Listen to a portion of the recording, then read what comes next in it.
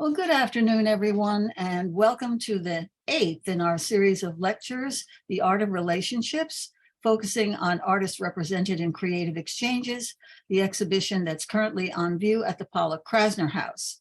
I'm Helen Harrison, director of the Pollock Krasner House and Study Center, and I want to thank Victoria Pilato, Stony Brook University's digital projects librarian, for co-hosting this series, which is made possible by a generous gift from Dorothy Lichtenstein and Stony Brook University's John H. Marburger III Memorial Fund. Now, Creative Exchanges, the exhibition that I referred to, and we have the co-curators here with us today, James Bauer and Teresa Davis. Their exhibition comprises work by artists listed in Pollock and Krasner's address books who were especially important to them. And no one is more important to an artist than someone who has enough faith in their work to buy it when they're just starting out. In Pollock's case, that was Jeanne Reynal, who acquired his 1941 painting, The Magic Mirror, even before his first solo exhibition at Art of This Century, and she lent it to that show. But like Betty Parsons, about whom we'll hear next week, Reynal was not only a collector, but also a significant artist in her own right, who specialized in the challenging medium of mosaic. Today, Jennifer Samet is going to explore Reynal's innovative approach to that ancient art form. Jennifer is a New York-based art historian, curator, and writer who specializes in contemporary and post-war painting. She is the director and artist liaison of the Eric Firestone Gallery and a member of the faculty at the New York Studio School. She completed her dissertation at the CUNY Graduate Center on painterly representation in New York from 1945 to 1975, and she's lectured at universities across the country on the subject of the role of empathy in art. Her curatorial work includes major historical exhibitions on the Jane Street Group, the history of the New York Studio School, and reconfiguring the New York School. She's particularly interested in the artist's voice and has published numerous interviews in her Beer with a Painter column for Hyperallergic Weekend Edition. So now I will turn it over to Jennifer. Thank you so much, Helen. Thank you for inviting me to be part of this series. And thank you to the curators for such an interesting exhibition based on the context of the contents of the Pollock Krasner address book, which is just such a fun idea for a show. So I'm going to share my screen.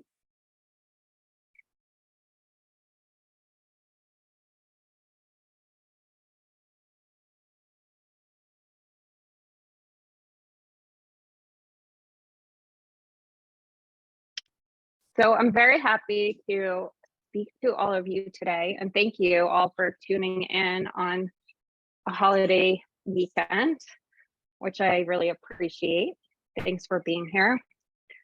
I'm so thrilled to talk about the artist Jeanne Reynal, who is such a significant figure of the New York School and is not as well known as she should be today.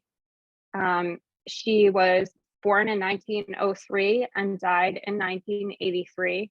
And as Helen touched upon, she was a major artist, an incredible innovator in terms of the way that she worked with the medium of mosaic, which was her medium for her whole career.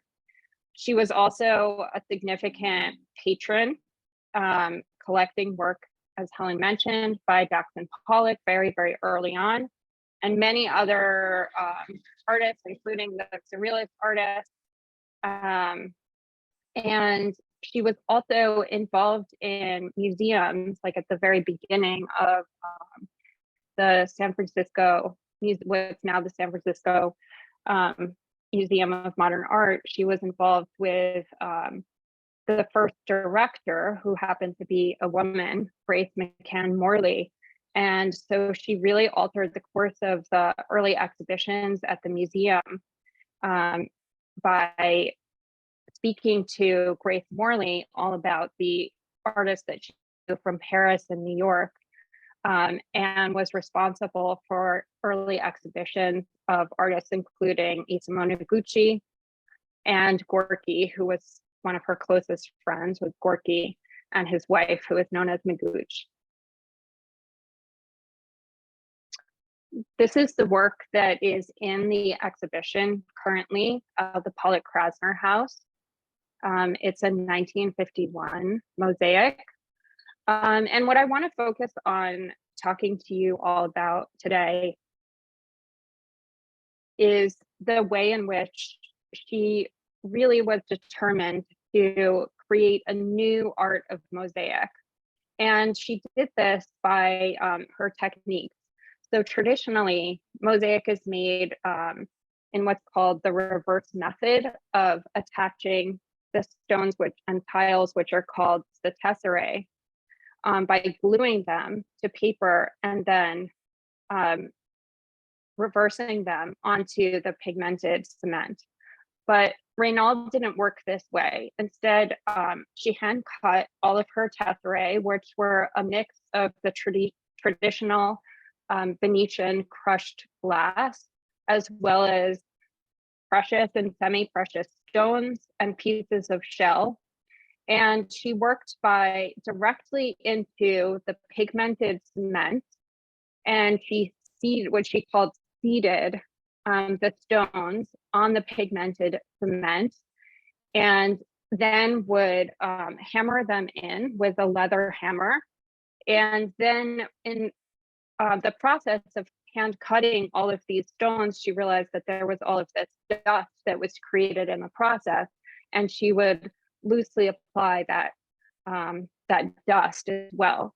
So her idea was, which is the title of this talk, and also the title of the exhibition that we did at the Eric Firestone Gallery in 2021. She said, "Mosaic is light." And by placing all of the stones, as you can see in this detail of the work on view, on a bias, they would reflect the light in an interesting way. And you can also see in this detail how the pigmented cement, without even the tiles and pieces of glass, is an important component of the work. Like you can see that here. So all of the color. And she was basically working, she called it painting in stone. So it was important to Reynal, especially early on in her career, to speak of these works more as painting. And she got very annoyed, actually, when they were categorized as sculpture or as all of the things that we might say, like decorative or craft. She really thought of them as painting in stone. And the other thing that I wanted to focus on, which I sort of see in her work, is how there's always this combination of, I consider it, beauty and danger. So in some ways, these works are sort of dangerous. You know, when you handle them, they're sharp. And so I think about that a lot in her work, that they're beautiful, but also sort of dangerous. And I think about this in terms of her own biography and how she existed, her temperament in the world. Here's another detail of a 1960 work where you can see the larger pieces of Japanese shell in her work, as well as all of these smaller pieces of glass and stone.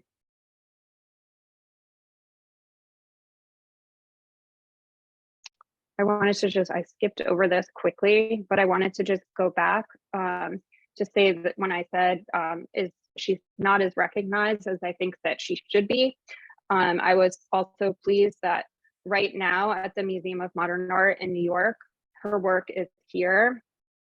This is in the collection of the MoMA, and they have it on view next to this de Kooning painting.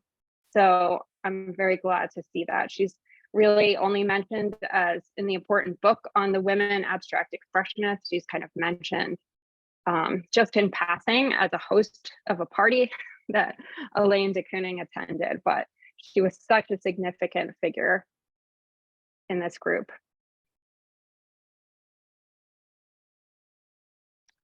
So Jeanne Reynal, she came from a wealthy family of French origin.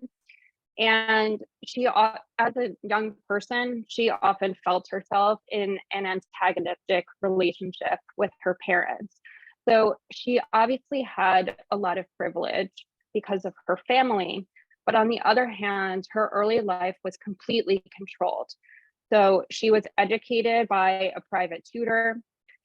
Everywhere she did travel a lot because of her family background, but everywhere that she went with a chaperone. And so she was constantly, I see in her work, sort of rebelling against these societal constraints and societal expectations. And this, I think, is why she ended up really relating so much to the tenets of surrealism. She started working in Mosaic in a completely happenstance, random way. So when she was a young person, she rode horses and she was injured in a riding accident. And so her family sent her to England to recuperate. And while she was there, she was at a dinner party that was hosted by art collectors in London. And she met the Russian mosaicist Boris Anrep. So Anrep knew that she was going to travel to Italy, and he encouraged her to visit Mosaic there. And by 1930, she joined Anrep in Paris, where he was working on commissions for the floors of the Bank of England and the Greek church at Bayswater. And a worker in his atelier became sick, and Reynal was invited to take his place. So it was really like that. And she ended up spending the next 8 years as Anrep's apprentice. By the time that she returned to the United States in 1930, she was resolved to create this new art of mosaic, as she says, a contemporary and fresh look for this ancient medium. And this was really the catalyst that drove her experimentation. And you can see here, this is her husband, who was a self-taught painter named Thomas Sills. And he assisted her in some of the labor of creating this work. And I didn't say, like, in terms of the danger, obviously, making mosaic and working this way with layers of cement is obviously very physically demanding. And you can see a little bit the way in which she's working in terms of scattering these pieces of glass and tiles.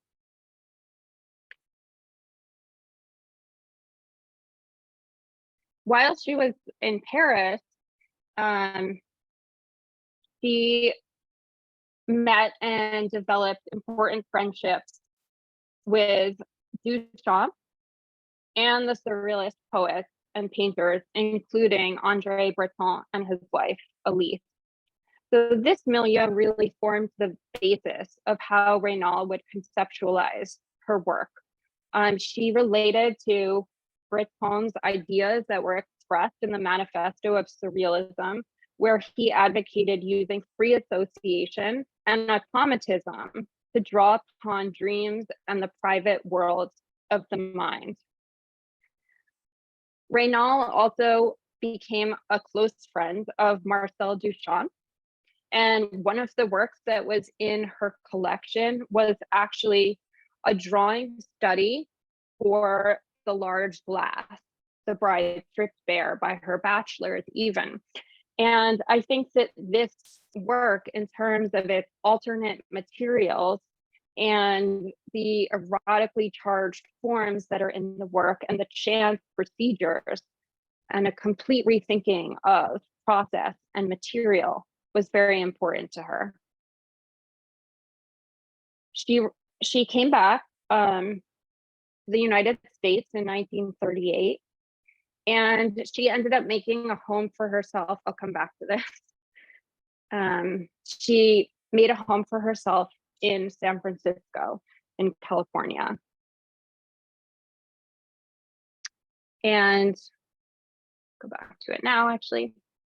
And it was around this time that she acquired Jackson Pollock, The Magic Mirror, as Helen mentioned, and you can see that this work, which is now in the Menil collection, actually has different kinds of materials mixed into it, including glass fragments.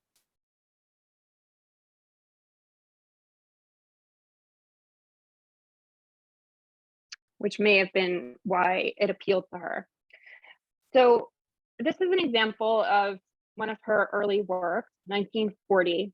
And you can see in this work that at this time, it's still fairly flat, and she's using the square tile tesserae at this time.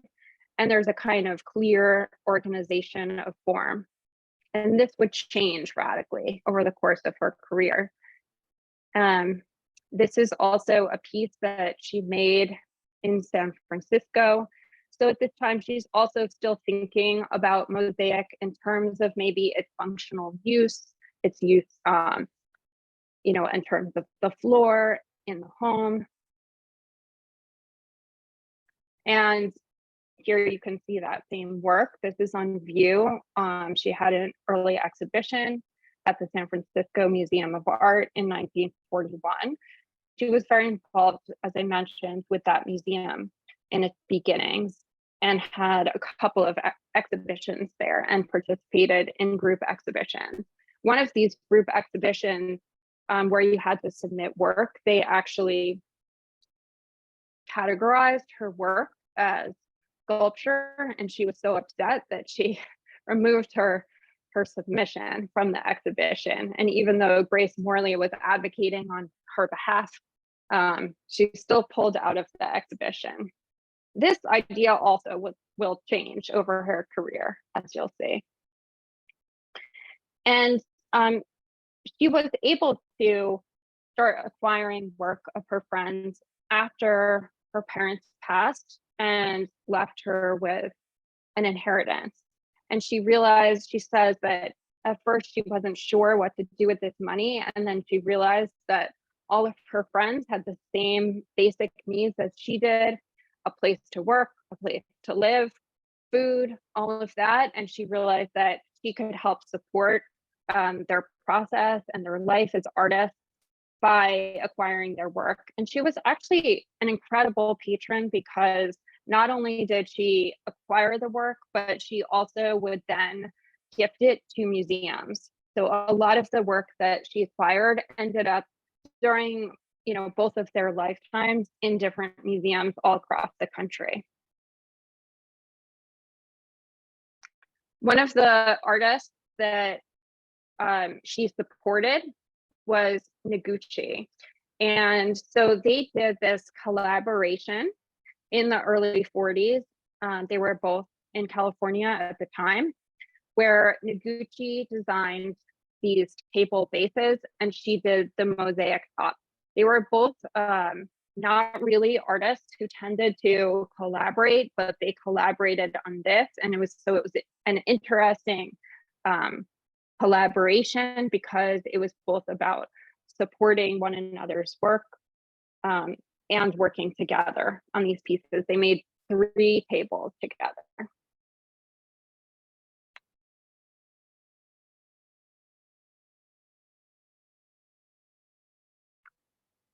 And in 1946, Reynal went on a trip with Andre and Elise Breton throughout the Southwest United States, and they visited Hopi, Zuni, and Navajo reservations. This experience, and in particular, the experience of witnessing Navajo sand painting, was formative in the development of her work. So she says, "I will never forget a six-week visit among the Navajos in New Mexico, watching them create their images from dawn until sunset by dribbling colored sands through their palms and closed fingers, and varying the thickness of their lines according to how much they let their fingers open." She says, "So great was their concentration, and so involved were they in their work, they made very few errors, and correction was virtually unnecessary. When sunset came, They wiped the whole thing out. She says, from that moving experience, I learned to cut my material very small, whether it be minerals gathered in the desert, smalty from Venice, that's the crushed glass, smalty, or marble or pumices from around the world. I discovered incidentally that the dust made in the cutting of stones or tesserae is of great use in intensifying background color. So all of those things, the process, the not correcting, although Reynal actually does find ways to correct and change her mosaics, which is pretty incredible because you don't think of mosaic as a medium that you can work back into, but she does. The idea of that temporality was very important to her. And Indigenous art in general was of great interest to the surrealists. So this issue of intuition and spontaneity and how it could permeate her handling of the tesserae is very important. This is from an incredible exhibition that was called Blood Flames in 1946 at the Hugo Gallery. And her work, which is here, you can't really see the work, but you can see these frames, these boomerang shaped frames. So the work is right here. The exhibition and those frames were designed by the architect Frederick Kiesler. And her work was shown alongside that of Wilfredo Lam, Roberto Mata, Noguchi, Gorky, and others.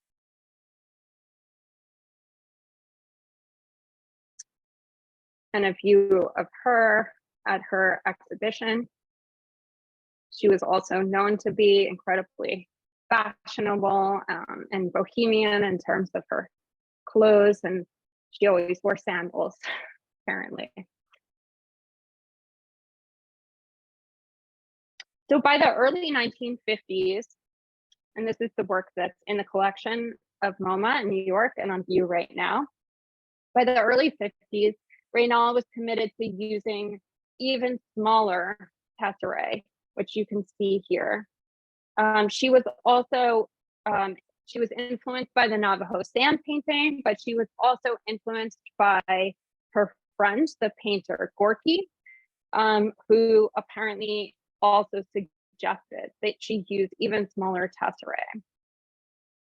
And her work of the 1950s, this is a 49 piece where you can see all of the incredible precious and semi-precious stones in there. So her work of the 1950s, she's concerned with these sort of biomorphic forms, which relate to the paintings of Gorky. The forms are associative, but also open-ended, evoking figures, flora, animals, or motion. And you can see by this time that she's allowing the surface to be as much about the pigmented cement as it is about the tesserae. She was using what's called sorrel cement at this time and creating color forms with the cement. I also think about how she was concerned with topographies, and I didn't really elaborate, but she collected all of her materials and stones throughout. She was a global traveler, and so she collected these materials from all over the world. And in her California time, she actually lived, in addition to in the Bay Area, she had a home in the high Sierras and Soda Springs. So she used some of the materials from the volcanic earth there. And so I think about how her work really evokes this kind of topography, the earth itself, and the experience of shifting terrain.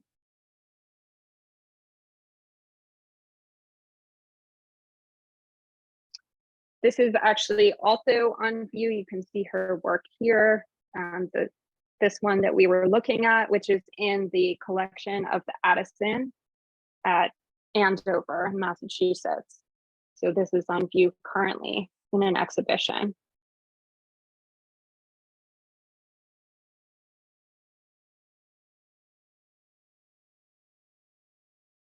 She also often had very poetic and associative titles for her paintings. As you see, Now is Winter, and the earlier work we were looking at, Servants of the Sun, which would heighten this sense of mystery that existed in the forms of her work.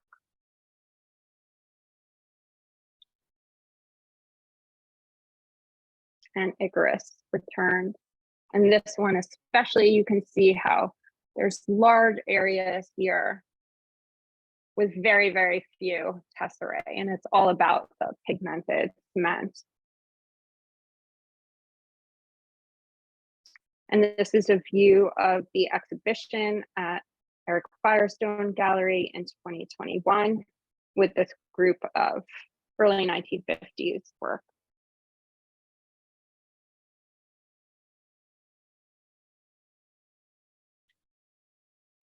This, I think, is a particularly beautiful one, Blue Window, with these suggestive forms and that area of blue.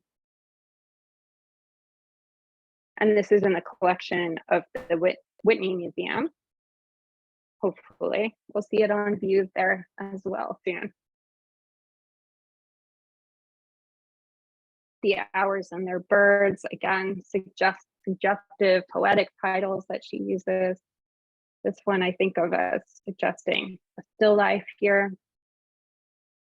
In all of these different areas where she's really using that pigmented cement and subtle colors. And this is her with her husband in front of a Mata painting in their apartment. So I didn't say that she moved back to New York after the war, and she lived on 11th Street.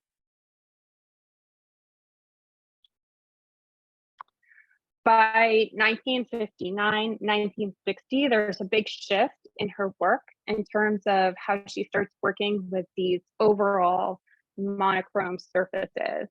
And I think of this in relation to abstract expressionist New York School painting, where she's really creating these all over compositions. And she's further delving into her idea that mosaic is light.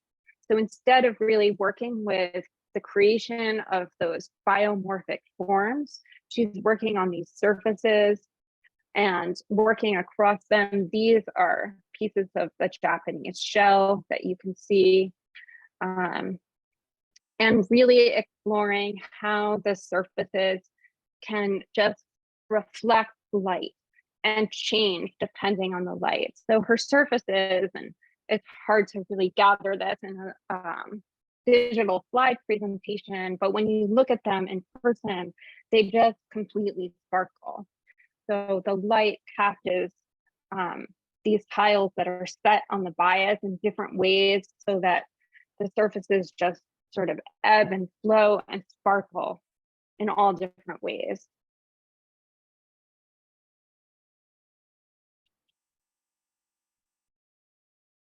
And she started working in these different forms of her support. And in that as well, I think of her as an artist ahead of her time. So we associate artists with working on shaped supports in the 1960s and the 1970s. But by the late 50s and 60s, she's working with all of these different shapes. And by this time, she's also changed the type of cement that she's using. So it is called Portland cement, and it's not on that wood backing. So it's just sort of a solid, it's within these metal frames and solid layers of Portland cement. And she likes the Portland cement because it gives her a white base so that she can really focus on these colors on top of the white. And these works, by this time, she was showing at Betty Parsons Gallery. And these works were shown there. And again, all of her work is heavy, but the earlier work from the 50s, where it has the wood base and then the sorrel cement on top, is not quite as heavy. But these works with the solid cement, and you can see some of these are really monumental size. They're extremely heavy. So I think back to that idea of the beauty and danger really coexisting in her work. Sharp and heavy works of art that she's creating, and kind of fearless spirit that she embodies as an artist and as an innovator. And this is a view, another view of the exhibition in 2021. So I mentioned early on that she did not want her work categorized as sculptural in the early part of her career, but then by the 70s, she starts working with these totemic sculptures that are covered in mosaic, and so moving more comfortably into sculptural objects.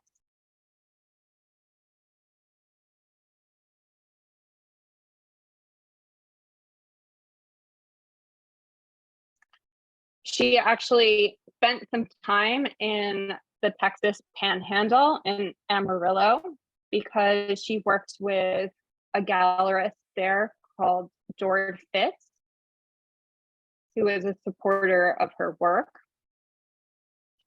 And she actually got to know him because Amarillo was a very unlikely, perhaps, site of an important exhibition of 17 women abstract expressionists. And she actually took over the organization of this exhibition from Elaine de Kooning. So Elaine de Kooning was tasked with organizing this exhibition at first, but then she was caught up in some of her own projects, and she asked Jeanne if he could take over organizing this exhibition.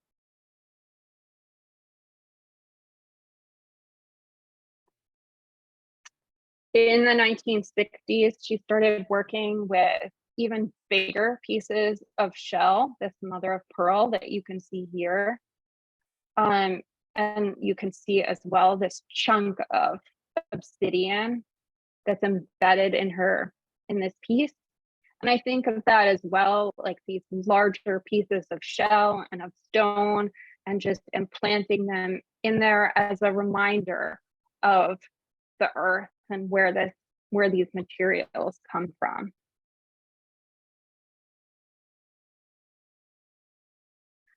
She also started making these objects, which she called discs. So these sculptural objects, which have the Japanese shell in them and the smelty over these steel armatures.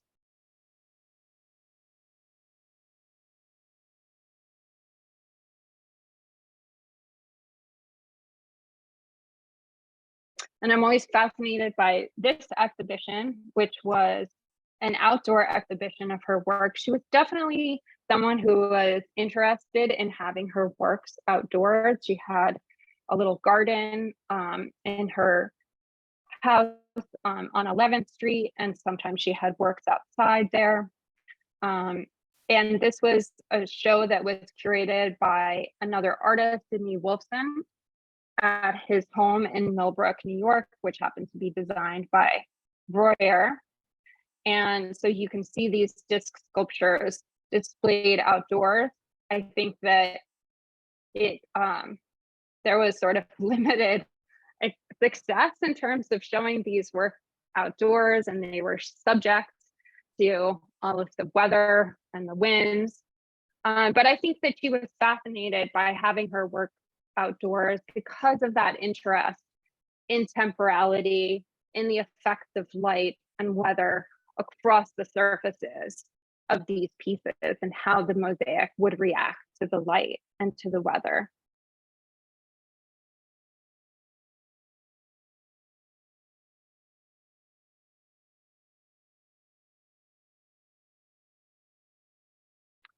And a later exhibition of hers at the museum in San Francisco in 1965, where you can see some of the works that I showed you, Songs of the Tiwa and Winter Count over here.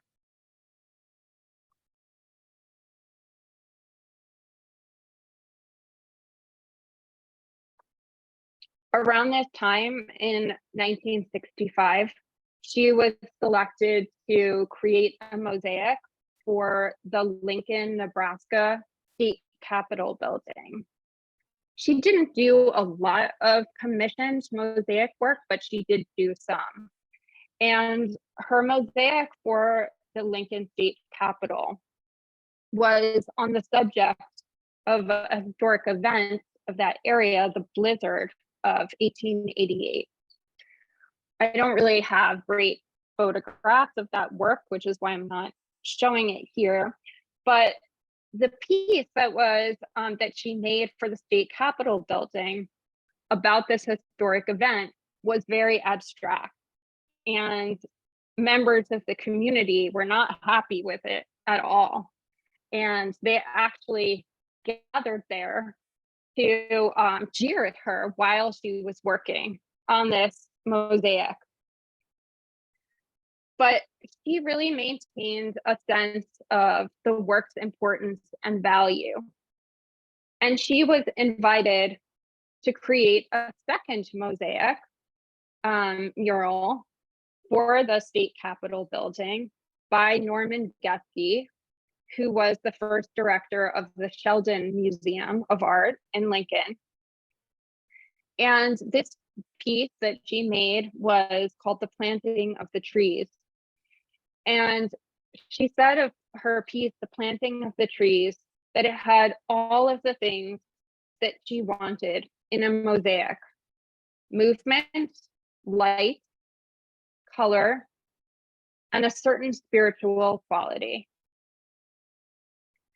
She made many notes for an autobiography, which was never published, but we have all of the archives and the notes for this autobiography.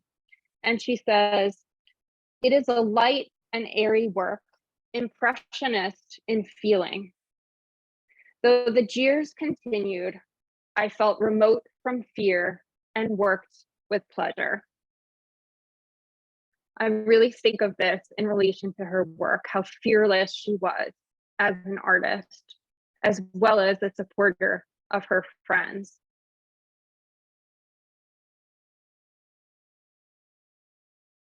She says in another note,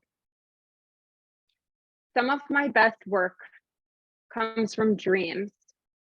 Others come while I work and dream. Anyone can gather that I am not an intellectual, but depend entirely on feelings and animality for my statements in art, as well as life."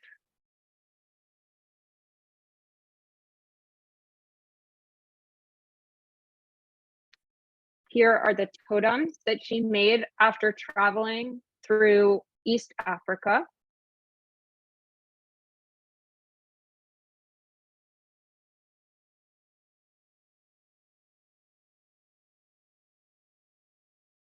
Again, fearless work, very tall, and also sort of dangerous.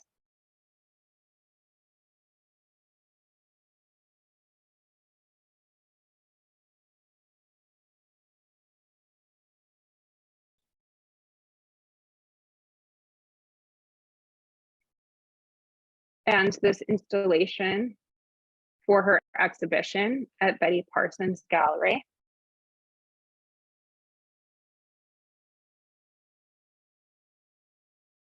And another view of her working outside of her home on 11th Street.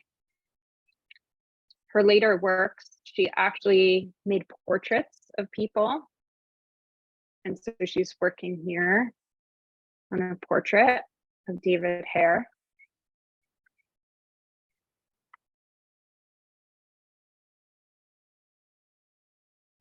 I think of how Reynal really channeled these forces, and they came out of the philosophy of surrealism and abstract expressionism, this intuition and animality. Her work breathes with risk and daring, light and effervescence. Thank you.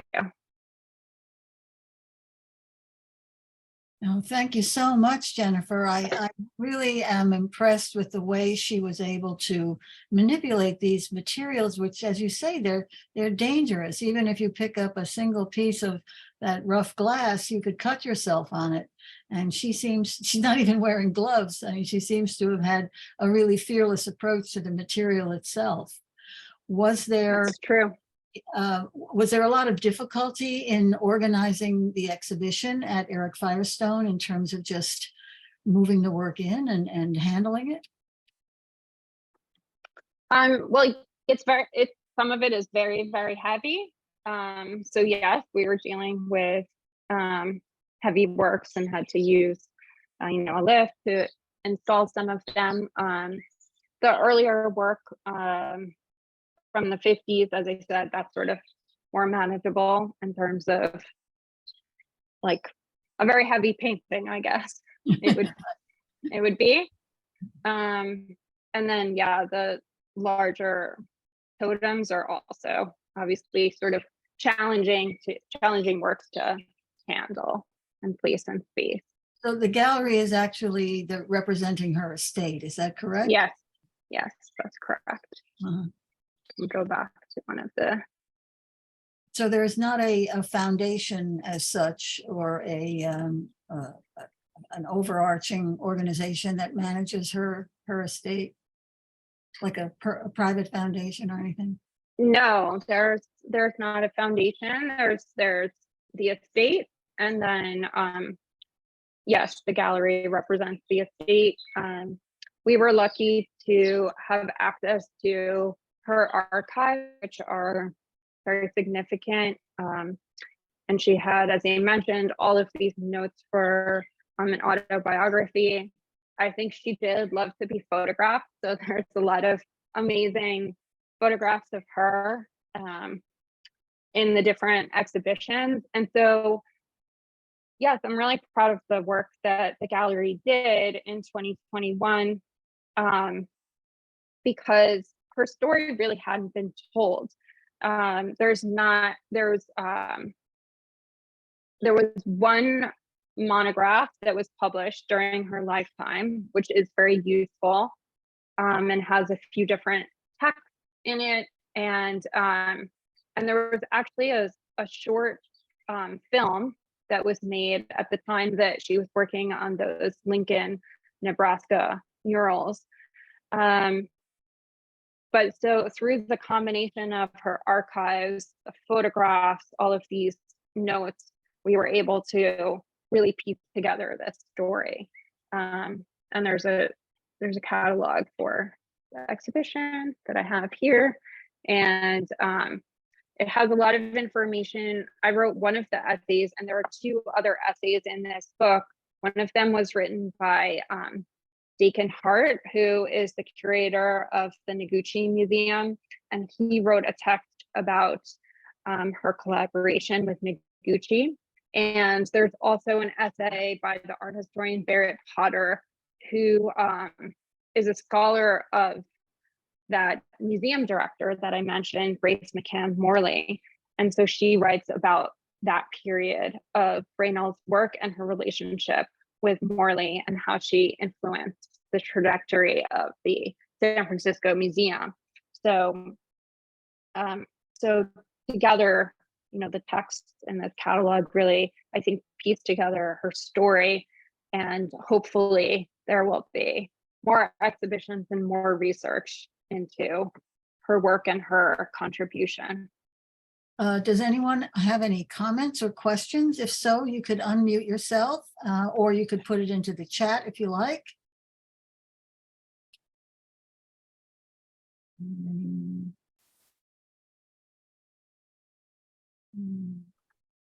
Okay, I don't see any. So I will say thank you so much to Jennifer for really an amazing, wait, I see Teresa Davis has got something in the chat. Let me find this. Oh, the Mosaic in Stinson Beach for public access. Is the Mosaic, is it available? Can people see it?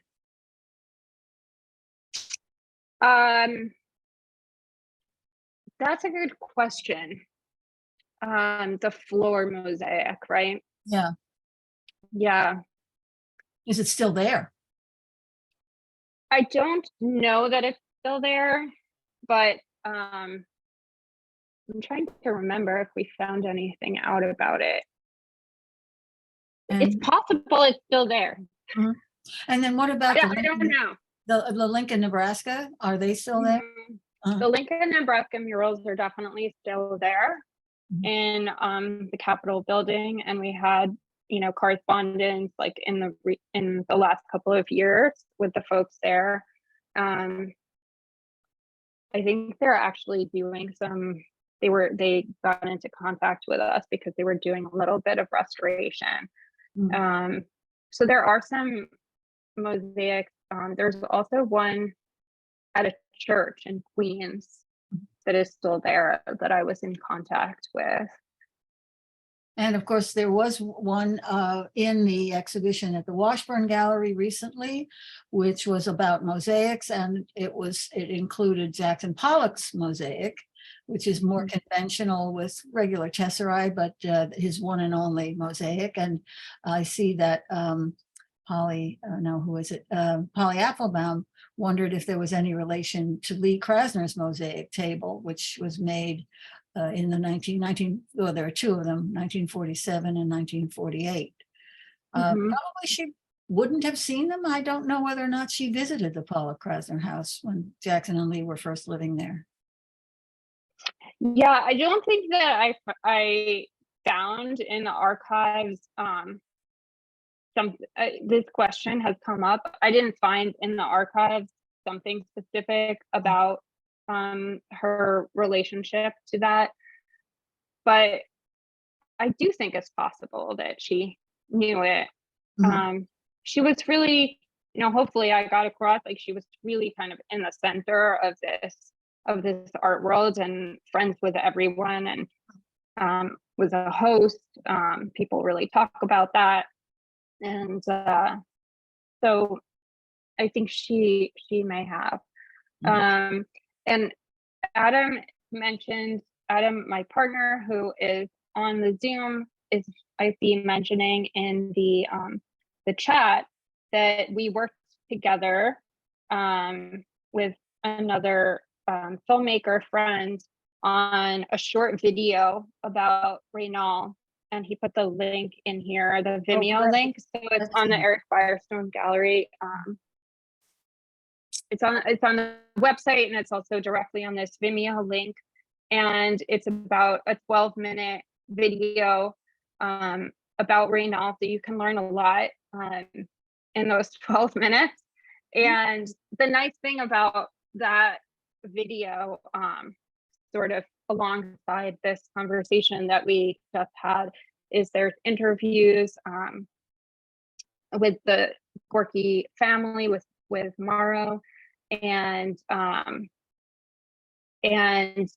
there's also, it intersperses some of that vintage footage that I was mentioning, where you can see her actually working, which is, you know, really fascinating to see her actually working with the cement. Now, Jeanette Maxey has a question. She said, any idea on why Japanese shell was used, and did she travel to Asia? I don't think that she traveled to Asia. But I'm trying to remember if she traveled to Asia, but I don't think so. I could be wrong. But certainly, yeah, she loved that mother of pearl shell. I remember there was like a sort of bizarre story about how she ended up with all of this mother of pearl, like someone was giving it away and something, and it was like the wrong size for whatever they were going to use it for. And so she ended up with all of that. And I think that she liked it because of how it reflected the light and that kind of opalescence that it created. So I think that it was fascinating to her in the same way, like applying the stones, on a bias was. Maybe a yard sale at a button maker's house. Yeah, I think that was something like it was too large for the button maker. She ended up with all of these big pieces of mother of pearl. I have a question here. But yeah, from- and go Polly's ahead. mentioning that house, which I did, I reached out to David Diao, the painter who subsequently owned that house, Sydney Wolfson. I think I where saw she Betty had her shop. Parsons in that photograph. I think she was that Oh, really? woman carrying the handbag on the extreme left. I think that was Betty. Oh, that makes sense. Yes. Now, Denise Laborde asks, how are her works holding up to the passage of time? Did she struggle financially at all? And who were her greatest patrons? Now, there's a lot. So to yeah, I unpack. know that's a lot. So yeah, her work over time, I assume you mean in terms of the conservation, etc., and the condition. So it is slightly challenging in terms of the stone and the potential for the losses of the tesserae. Her work, the work that is still in the estate, really wasn't shown until we did this exhibition. So it was, after her passing in 1983 and until this show happened in 2021, the work was basically in storage. So maybe that helps preserve it a little bit. It wasn't moving around a lot. We were lucky because we worked with a great conservator who actually had started her career in conservation by working on mosaics in Italy. So she knew exactly what to do.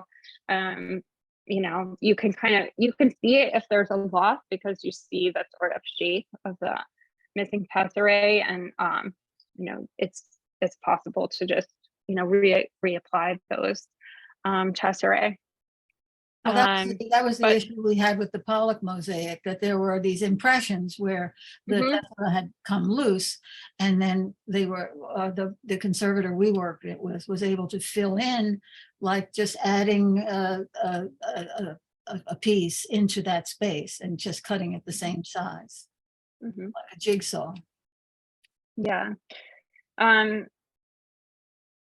Yeah, she struggled.